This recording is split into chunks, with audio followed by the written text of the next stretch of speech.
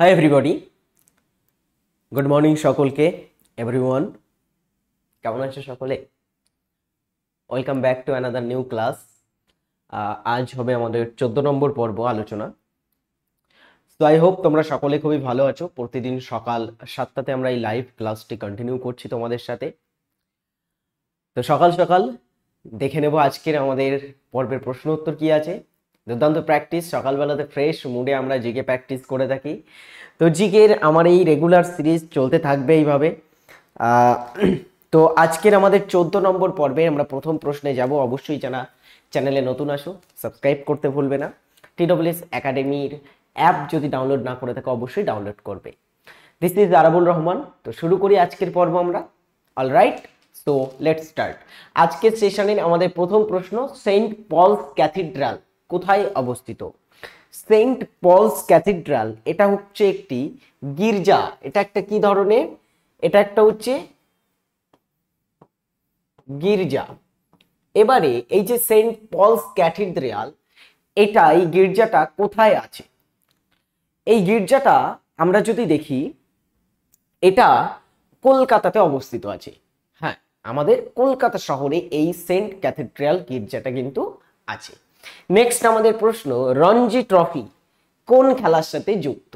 বলে ফেলো সকলে, রঞ্জি ট্রফি। এটা আমাদের নিম্নলিখিত বিভিন্ন স্পোর্টসের নাম দেওয়া আছে, এর ভিতরে কোনটির সাথে এটা জড়িত আছে?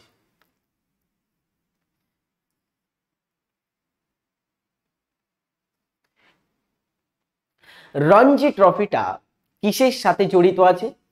রঞ্জি ট্রফিটা আমরা যদি দেখি এখানে ক্রিকেট খেলার সাথে কিন্তু জড়িত আছে রঞ্জি ট্রফিটা। শুধু ক্রিকেটের সাথে কি স্যার রঞ্জি ট্রফি যুক্ত? যদি রঞ্জির জায়গায় অন্য প্রশ্ন দেয় তো কি উত্তর করব? অবশ্যই তার ব্যবস্থা আমি করে রেখেছি। এখানে আমরা বিভিন্ন টুর্নামেন্ট, বিভিন্ন কাপ বা ট্রফি, কিছু স্পোর্টস সম্পর্কে দেখব যেগুলো অপশানে আছে। রঞ্জি ট্রফি ক্রিকেট খেলার সাথে যুক্ত, দুলীপ ট্রফি ক্রিকেট খেলার সাথে যুক্ত, ইরানি ট্রফি ক্রিকেট খেলার সাথে যুক্ত, এশিয়া কাপ, ওয়ার্ল্ড কাপ এগুলো সবই কিন্তু ক্রিকেট খেলার সাথে যুক্ত। এছাড়া আইপিএল, সিপিএল, বিবিএল, ঠিক আছে, এগুলো কিন্তু সব পৃথিবীর বৃহৎ বৃহৎ কিন্তু কিছু ক্রিকেট টুর্নামেন্ট, যার ভিতরে আইপিএল যদি আমরা দেখি খুবই বৃহৎ একটা ঘরোয়া টুর্নামেন্ট, খুবই জনপ্রিয় একটা ঘরোয়া ক্রিকেট টুর্নামেন্ট। এরপরে ফুটবলে কি আছে? Santosh trophy, federation cup, Durand cup, তারপরে হচ্ছে ফিফা বিশ্বকাপ। এছাড়া ইউরোপ বা অন্যান্য স্থানে কিন্তু আরো অনেক কাপ খেলা হয়। ইউরোপে আমরা যদি দেখি সেখানে সিরিয়া, তারপরে হচ্ছে FA কাপ, প্রিমিয়ার লিগ, দেন লালিগা, লিগ ওয়ান, বুন্দেশলিগা খেলা হয় না? এগুলো কোথায় খেলা হয়? ইউরোপে খেলা হয়। এগুলো হচ্ছে বিভিন্ন ফুটবল টুর্নামেন্ট। হকি খেলার সাথে যুক্ত কিছু কাপ যদি দেখা যায়, সুলতান আজলান শাহ কাপ, আগা খান কাপ, এছাড়া রঙ্গস্বামী কাপ, এগুলো হচ্ছে যুক্ত কিন্তু হকি খেলার সাথে, হকি খেলার কিছু কাপ বা ট্রফি। লন টেনিসের সাথে যুক্ত Wimbledon, US open, French open, Australia open, Davis cup, এগুলো লন টেনিসের সাথে যুক্ত। এর ভিতর Wimbledon, US open, French open, Australia open এগুলো হচ্ছে গ্র্যান্ড স্লাম, এগুলো হচ্ছে টেনিস গ্র্যান্ড স্লামের উদাহরণ। অলরাইট, যারা যুক্ত হচ্ছে সকলকে বলবো ক্লাসে ফটাফট একটা করে কিন্তু লাইক করে ফেলো। নেক্সট আমাদের নিম্নলিখিত ভারতীয় নদীর মধ্যে কোনটি পশ্চিম দিকে প্রবাহিত হয়েছে? পশ্চিম দিকে গেছে কোন নদীটি? নর্মদা, মহানদী, গোদাবরী, কাবেরী, কোন নদীটা পশ্চিম দিকে ওয়েস্ট ফ্লোয়িং একটা নদী?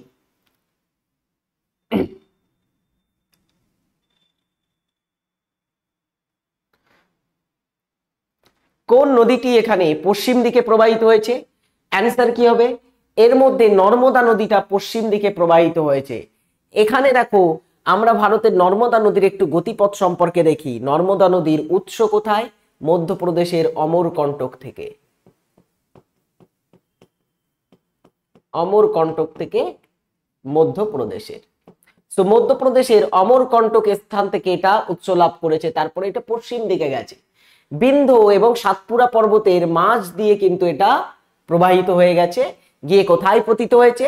এখানে দেখো আরব সাগরের এখানে খাম্বাত উপসাগর আছে, এই অঞ্চলটাকে খাম্বাত রিজন বলা হয়। খাম্বাত রিজনে কিন্তু এটা পতিত হয়েছে। তো এটা পশ্চিম দিকে মানে প্রবাহিত হয়ে চলে গেছে। ওকে, আর বাকি দেখো মহানদী কাবেরী, গোদাবরী, কৃষ্ণা, গঙ্গা এগুলো সব পূর্ব বাহিনী নদীর মধ্যে পড়ে, এটা হচ্ছে পশ্চিম বাহিনী।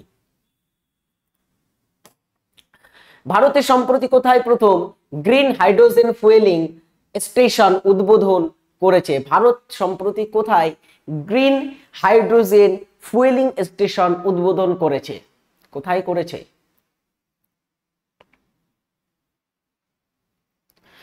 ভারত সম্প্রতিকালে এই স্টেশনটা উদ্বোধন করেছে লে, লাদাখের রাজধানী লেতে। লেটা কোথায় আছে? এটা লাদাখের একটা ডিস্ট্রিক্ট, লাদাখে অবস্থিত আছে, সেখানে করা হয়েছে। ব্রিটেনের পরবর্তী প্রধানমন্ত্রী ক্লিমেন্ট এটলি কোন কমিশনের সদস্য হিসাবে ভারতে এসেছিলেন? ক্লিমেন্ট এটলি নাম তোমরা নিশ্চয়ই শুনেছ। ক্লিমেন্ট এটলি বা ক্লেমেন্ট এটলি, এই যে অ্যাটলি, এই অ্যাটলি তিনি ভারত যখন স্বাধীনতা পেয়েছিল 1947 সালে, 1947 সালে ভারত স্বাধীনতা পাওয়ার সময়, ভারত স্বাধীনতা পাওয়ার কালে ব্রিটিশ প্রধানমন্ত্রী ছিল। পরীক্ষায় প্রশ্ন আসে যে যখন ভারত স্বাধীনতা পেয়েছিল তখন ব্রিটিশ প্রধানমন্ত্রী কে ছিল? ব্রিটিশ প্রধানমন্ত্রী ছিলেন যিনি, তিনি হচ্ছেন ক্লেমেন্ট এটলি। সেই যে ক্লেমেন্ট এটলি তিনি ব্রিটিশ প্রধানমন্ত্রী হওয়ার আগে তিনি একটা কমিশনের সদস্য হিসাবে ভারতে এসেছিলেন। সেটার নাম কি? সেটার নাম হচ্ছে সাইমন কমিশন। সাইমন কমিশন এটা ভারতে আসে কবে? 1928 সালে ভারতে এসেছিল। 1928 সালে ভারতে আসে। ভারতের আইন পর্যালোচনার জন্য কিন্তু এটা ভারতে এসেছিল 1928-এ। দেন এই সাইমন কমিশনটা খুবই ইম্পর্টেন্টলি মনে রাখতে হবে।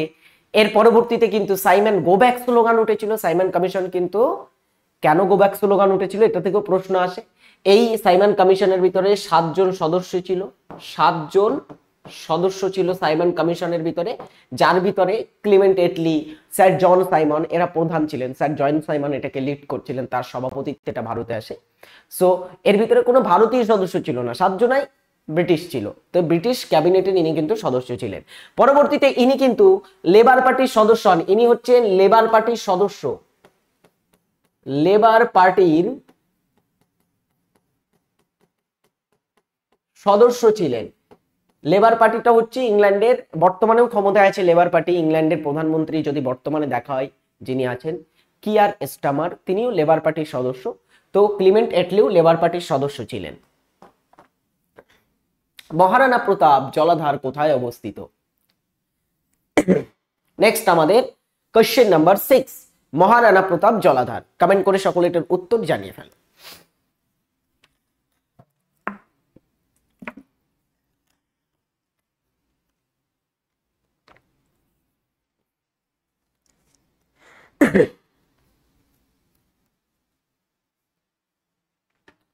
ছয় নং প্রশ্নের উত্তর কি হচ্ছে?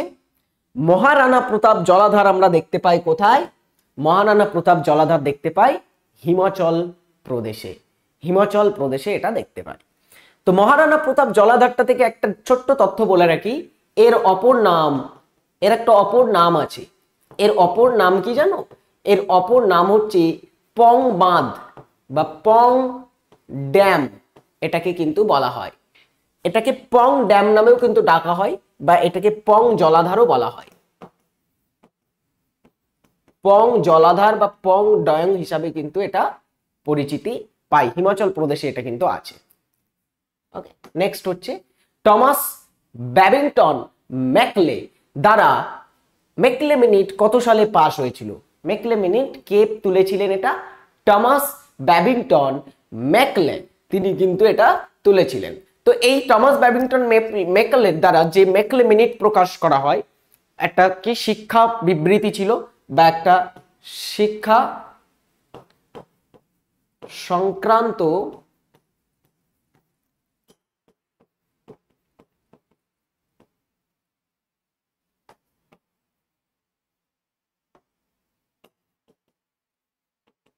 বিবৃতি। তো এই শিক্ষা সংক্রান্ত বিবৃতি বা একটা তোমার হচ্ছে প্রতিবেদন, এটা একটা প্রতিবেদন। তো এই যে শিক্ষা সংক্রান্ত প্রতিবেদন নাম হচ্ছে মেকলে মিনিট, এটা পেশ করা হয় কত সালে? এটা পেশ করা হয়েছিল 1835 সালে।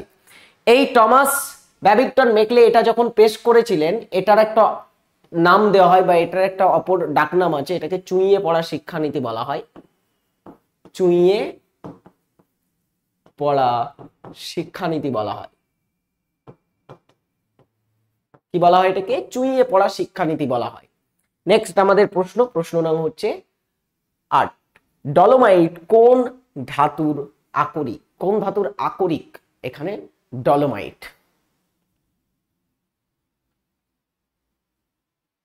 8 নং প্রশ্ন আমাদের আজকের সেশনে।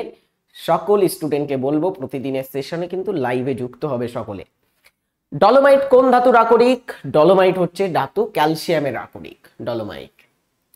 উৎপাদনের প্রধান উপাদান নয় কোনটি এখানে? জমি, শ্রম, মূলধন, কর, এর ভিতরে কোনটি উৎপাদনের প্রধান উপাদান নয়?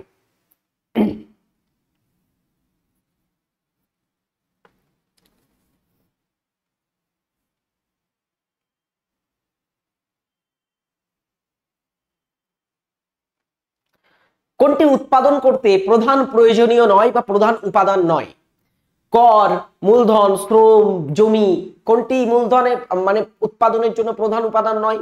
অবভিয়াসলি কর কিন্তু একটা মূলধন বা তোমার হচ্ছে একটা প্রাথমিক উৎপাদনের উপাদান নয়। জমি, শ্রম বা মূলধন এগুলো কিন্তু প্রাথমিক উপাদান, করটা কোনো প্রাথমিক উপাদান নয়। নেক্সট আমরা একটু বলে রাখি, টিডব্লিউএস একাডেমির স্পেশাল ব্যাচে যারা এখনো যুক্ত হওনি, অবশ্যই ডেসক্রিপশনে লিংক দেওয়া রইল, সেখানে ক্লিক করে সকলে যুক্ত হয়ে যাবে টিডব্লিউএস একাডেমিতে। এখানে যুক্ত হলে কিন্তু তোমরা আমাদের টিডব্লিউএস একাডেমির কাছ থেকে সেরা চাকরির প্রিপারেশন নিতে পারবে, বেসিক থেকে প্র্যাকটিস ক্লাসের মাধ্যমে। তারপরে হচ্ছে বিভিন্ন কিন্তু এখানে তোমাদের মক টেস্ট বা ইত্যাদি অ্যারেঞ্জ করা হয়ে থাকে। সমস্ত কিছু জানতে হলে অবশ্যই আমাদের হেল্পলাইন নাম্বারে তোমরা ফোন করে কিন্তু জানতে পারো। সেখানে ফোন করলে সবকিছু কিন্তু তথ্য তোমাদের প্রোভাইড করা হবে। ওকে, তো টিডব্লিউএস একাডেমি অ্যাপ ডাউনলোড করো এবং আজই গিয়ে সকলে যুক্ত হয়ে যাও। নেক্সট আমাদের প্রশ্ন, আয়রন ম্যান হিসাবে পরিচিত কে? আয়রন ম্যান বা লৌহ মানব। লৌহ মানব বা আয়রন ম্যান কাকে বলা হয়ে থাকে?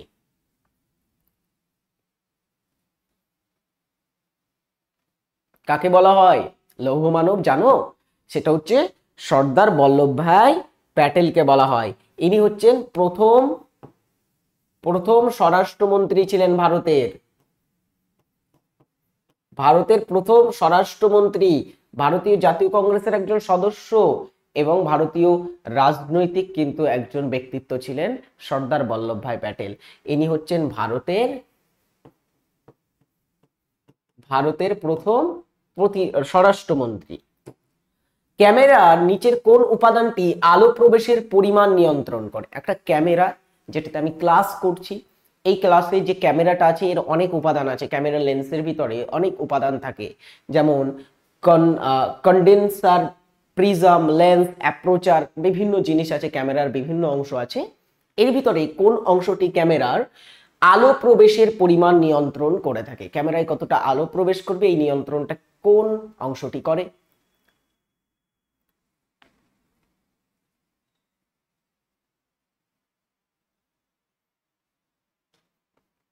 ফার্স্ট অফ অল কোনটি উত্তর হবে এখানে? ক্যামেরায় আলো প্রবেশের নিয়ন্ত্রণ করে থাকে কোনটি? সেটা হচ্ছে অ্যাপ্রোচার। এটা ক্যামেরায় আলো প্রবেশের মাত্রা নিয়ন্ত্রণ করে থাকে। এরপরে ওয়ার্ল্ড ওয়াইল্ড লাইফ ফান্ড বা WWF কোথায় অবস্থিত?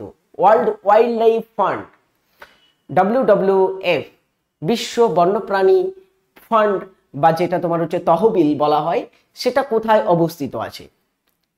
ইংল্যান্ড, নিউ ইয়র্ক, প্যারিস আর জেনেভা। কি হবে উত্তর?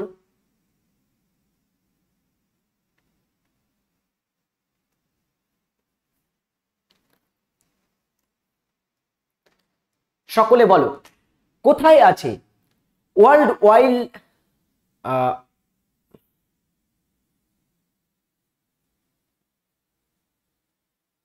এক মিনিট।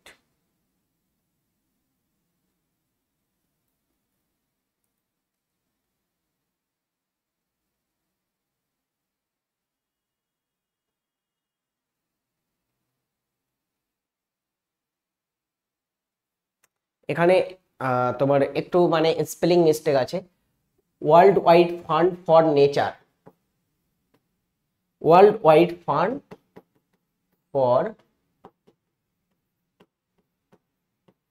নেচার, ঠিক আছে, world wide fund for nature হবে এটা, বা ওয়ার্ল্ড ওয়াইল্ড লাইফ ফান্ড যাই বলো।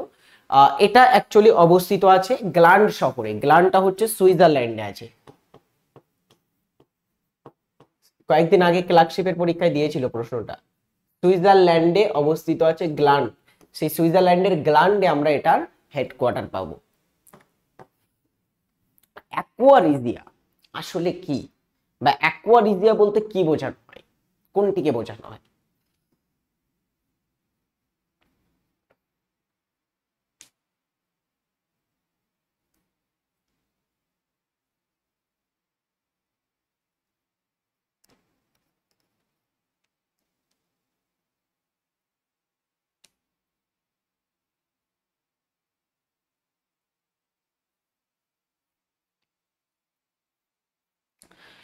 অ্যাকোয়ারিজিয়া কি আসলে, অ্যাকোয়ারিজিয়াতে কি থাকে?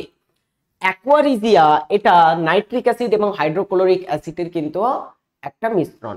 এখানে নাইট্রিক অ্যাসিড এবং হাইড্রোক্লোরিক অ্যাসিড এটাকে 1:3 অনুপাতে, 1:3 অনুপাতে কিন্তু মেশানো হয় এই অ্যাকোয়ারিজিয়াতে। অ্যাকোয়ারিজিয়ার কাজ কি জানো?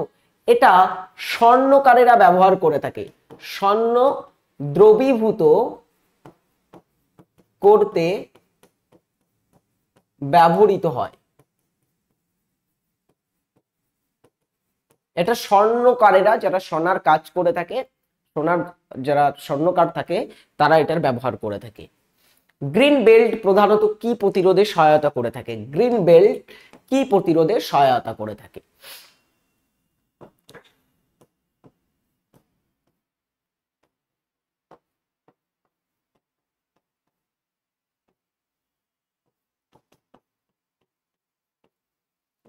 গ্রিন বেল্টটা হচ্ছে ব্যাপক একটা গাছের প্রাচীর তৈরি করা, গাছ লাগিয়ে গাছের প্রাচীর তৈরি করা গ্রিন বেল্ট, অর্থাৎ গাছ দিয়ে কিন্তু তোমার হচ্ছে একটা বেল্ট তৈরি করা, গ্রিন বেল্ট এটাকে বলা হচ্ছে।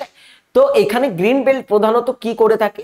এটা অবভিয়াসলি বায়ু দূষণকে প্রধানত অবশ্য জলদূষণ বা অন্যান্য কিছুকেও হয়তো ইনডাইরেক্টলি ভাবে সহায়তা করে থাকে, কিন্তু প্রধানত যে ক্ষেত্রটাতে গ্রিন বেল্ট এটা কিন্তু সহায়তা করে থাকে বা প্রতিরোধ করে থাকে সেটা হচ্ছে বায়ু দূষণ রোধে কিন্তু এটা অনেক সাহায্য করে।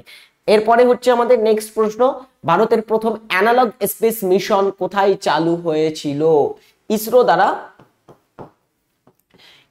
দ্বারা চালু হয় ভারতের প্রথম অ্যানালগ স্পেস মিশন, এটা কোথায় চালু হয়েছিল?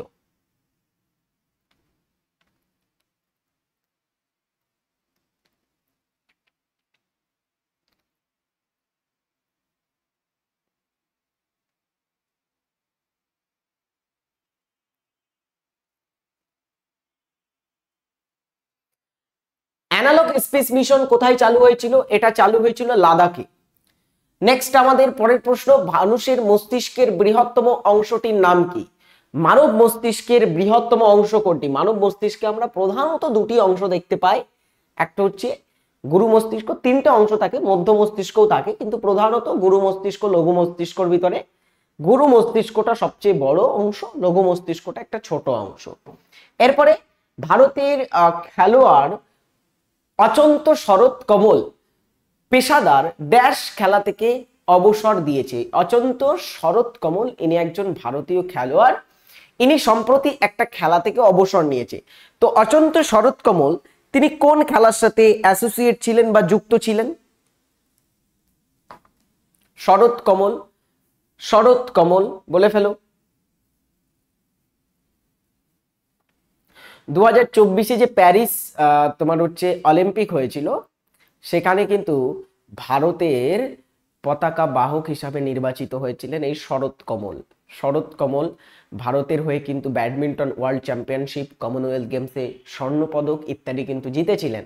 তো সেই শরৎ কমল তিনি পেশাদার একজন কিন্তু টেবিল টেনিস খেলোয়াড়, টেবিল টেনিসে তিনি কিন্তু একজন বিখ্যাত খেলোয়াড়। এবং ইম্পর্টেন্টলি মনে রাখবে ইনি কিন্তু 2023 সালে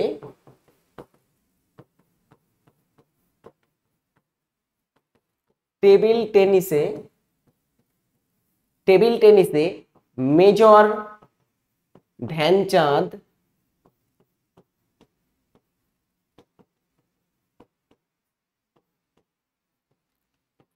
খেলরত্ন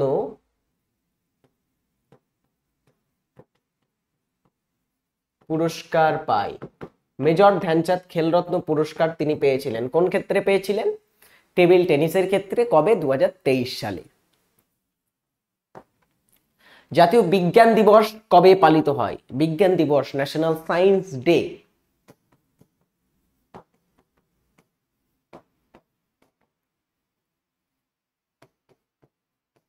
ন্যাশনাল সায়েন্স ডে এটা কবে পালন করা হয়ে থাকে?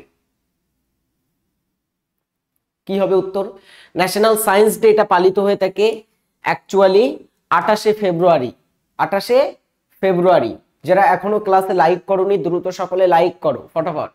প্রতি বছর বিশ্ব জল দিবস কোন তারিখে পালন করা হয়? এটা আজকে তোমাদের বাড়ির কাজ বা হোমওয়ার্ক দেওয়া থাকবে, সকলে এটার কিন্তু উত্তর কমেন্ট করে জানাবে। প্রতি বছর বিশ্ব জল দিবস বা ওয়ার্ল্ড ওয়াটার ডে কবে পালন করা হয়? কমেন্ট বক্সে সকলে এটার উত্তর জানাবে।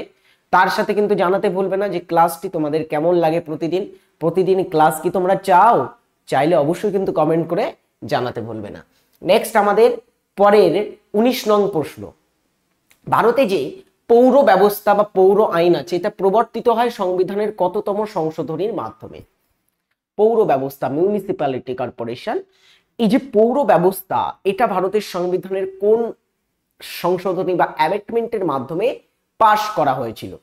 পৌর ব্যবস্থাটা কিন্তু প্রথম থেকেই ভারতের সংবিধানে ছিল না।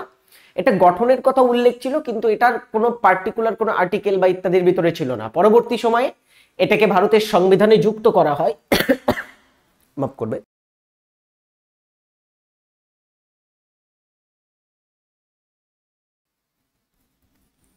সো পরবর্তী সময়ে এটাকে ভারতের সংবিধানে যুক্ত করা হয়েছিল 74তম সংবিধান সংশোধনীর মাধ্যমে 1992 সালে।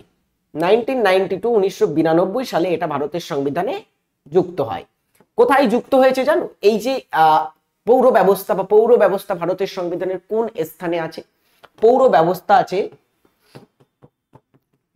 ব্যবস্থা ভারতের সংবিধানের দ্বাদশ তফসিলে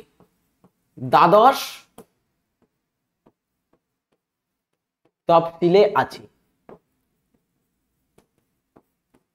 দ্বাদশ তফসিলের আলোচ্য বিষয় হচ্ছে পৌর ব্যবস্থা। মাথায় থাকবে, মিউনিসিপ্যালিটি কর্পোরেশন এটা আমরা দ্বাদশ তফসিলের ভিতরে পেয়ে যাব। ভারতীয় ক্রিকেটারকে মর্যাদাপূর্ণ মেলবোর্ন ক্রিকেট ক্লাবের সম্মানসূচক সদস্য পদ দেওয়া হয়েছে। ভারতীয় কোন ক্রিকেটারকে, ভারতীয় ক্রিকেটারদের মধ্য থেকে কাকে মেলবোর্নের সম্মানসূচক ক্রিকেট ক্লাবের একটা সদস্য পদ হিসাবে বা সদস্য পদ তাকে দেওয়া হয়েছে? কোন ক্রিকেটারকে এখানে দেওয়া হয়েছে? এটা মেলবোর্ন ক্রিকেট ক্লাবের সদস্য পদ দেওয়া হয়েছে সচিন টেন্ডুলকরকে। সমস্ত অ্যাসিডের সাধারণ উপাদান হলো কোনটি? সমস্ত অ্যাসিডে কোন উপাদানটি সাধারণ উপাদান হিসেবে উপস্থিত থাকে?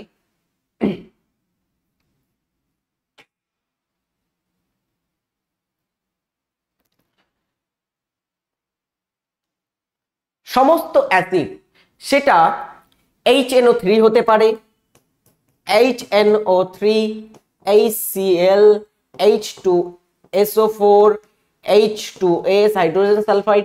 তো এই যে বিভিন্ন তোমার হচ্ছে উপাদানগুলো, তোমার অ্যাসিডগুলো দেখতে পাচ্ছ তোমরা, এই অ্যাসিডগুলোর ভিতরে হাইড্রোজেন কিন্তু প্রতিটাতে আছে। দেখো H হাইড্রোজেন কিন্তু আমরা প্রতিটাতে দেখতে পাবো। তো হাইড্রোজেন একটা কিন্তু সাধারণ উপাদান যেটা সমস্ত অ্যাসিডে আমরা সাধারণত পেয়ে থাকি। গুড। পরে দেখো কত সালে শ্রীরঙ্গপত্তনমের সন্ধি হয়? এই সন্ধিটি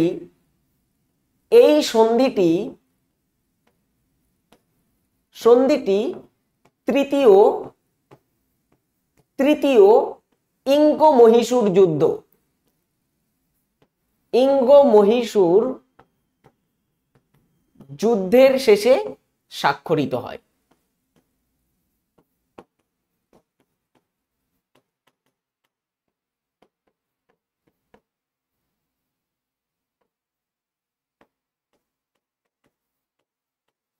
এটা কখন স্বাক্ষরিত হয়?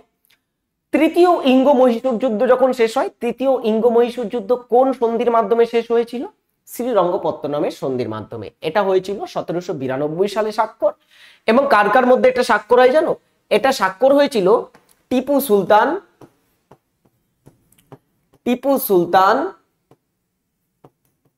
ও লর্ড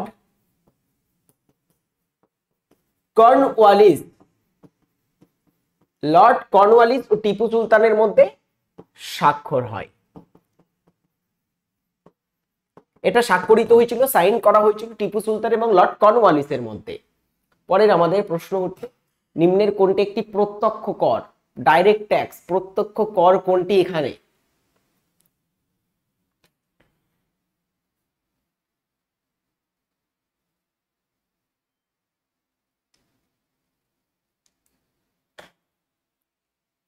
নিম্নের কোনটি একটি প্রত্যক্ষ কর? এখানে আয়কর, অবভিয়াসলি ইনকাম ট্যাক্স একটা কিন্তু প্রত্যক্ষ কর। কোন দেশকে সাদা হাতির দেশ বলা হয়? সাদা হাতির দেশ, হোয়াইট এলিফ্যান্টের দেশ কাকে বলা হয়ে থাকে? কোন দেশকে আমরা বলে থাকি? এটা হচ্ছে থাইল্যান্ডকে বলা হয়ে থাকে সাদা হাতির দেশ। থাইল্যান্ড সম্পর্কে দুটো তথ্য। থাইল্যান্ডের রাজধানী কি?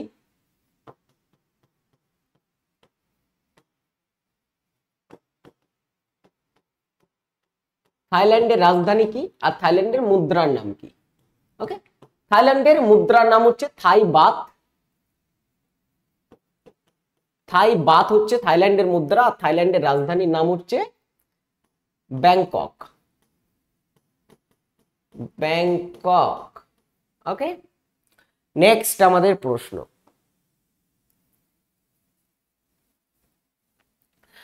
2025 সালের মার্চে এক্সাইজ বরুণা কোন দুটি দেশের মধ্যে অনুষ্ঠিত হয়? এক্সাইজ বরুণা একটা দ্বিপাক্ষিক মহড়া, এটি কোন দুটি দেশের ভিতরে সম্পন্ন হয়েছে সম্প্রতিকালে? এটা খুবই সহজ একটা প্রশ্ন। এক্সাইজ বরুণা এটা হয়ে থাকে সাধারণত ভারত এবং ফ্রান্সের মধ্যে। এই হচ্ছে আজকের 25টি গুরুত্বপূর্ণ প্রশ্ন, যেগুলো নিয়ে আমি তোমাদের সাথে একটা সংক্ষিপ্ত ক্লাস আলোচনা করলাম। হোপ ক্লাসটা তোমাদের খুবই ভালো লেগেছে। ভালো লাগার থেকে বেশি বিষয় হচ্ছে মাথায় ঢোকানো।